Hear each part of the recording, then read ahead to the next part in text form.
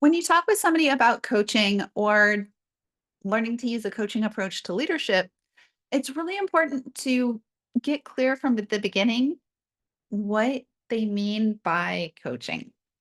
So there's no one shared definition or set of practices that everyone who calls themselves a coach uses. And people in managerial spaces will talk about coaching sort of like intuitively based on what they have seen coaches in sports use or whatever. And different practices have lead to different outcomes. I was trained as a professional coach in a program that's accredited by the International Coaching Federation, which has very specific definition for what coaching is and a set of competencies that all ICF trained coaches are going to rely on. Why does this matter? So, this post was inspired by something I saw while scrolling on LinkedIn today. So, this post talks about employees being coachable and they actively listen. Yes. Absorb feedback. Yes, that's great. Learn from mistakes. Absolutely. When you offer them advice, yeah, womp womp. That is one approach, but that's not consistent with the approach that I learned in an ICF accredited training program. So, why does this matter? This isn't just picking over credentials or definitions. This is about your outcomes. So, we talk about coaching as this great way of leading a team that's going to increase employee engagement and reduce turnover and get better productivity and yada, yada, yada.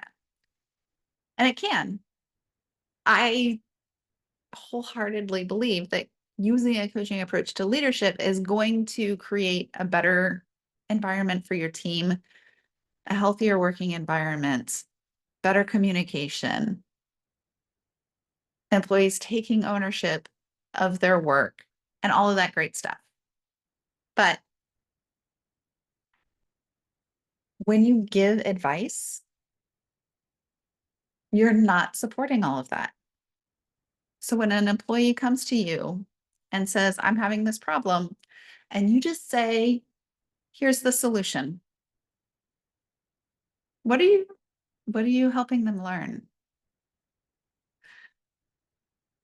You're helping them learn that the next time they run into a roadblock, the best way to solve their problem is to come to you and you become the solution dispenser.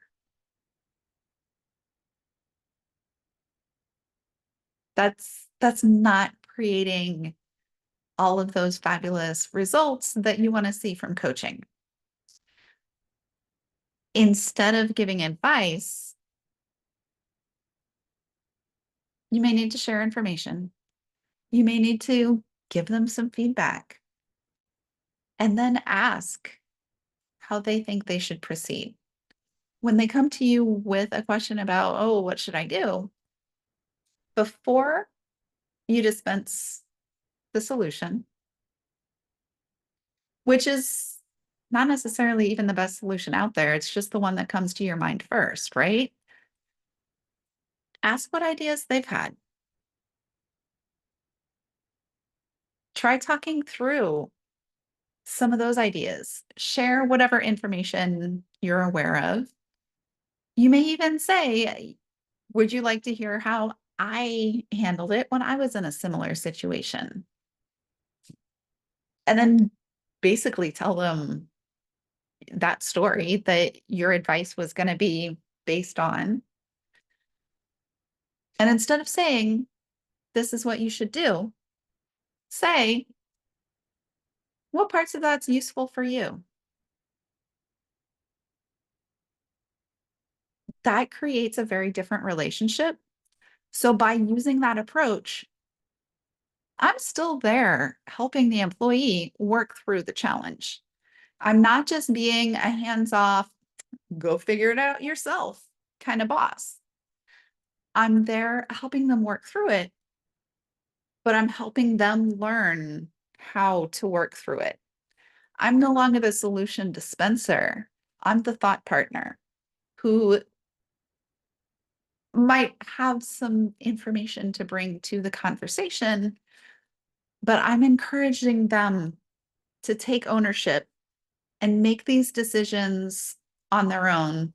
I'm showing that I trust them to know how to work through this and, just they needed a sounding board.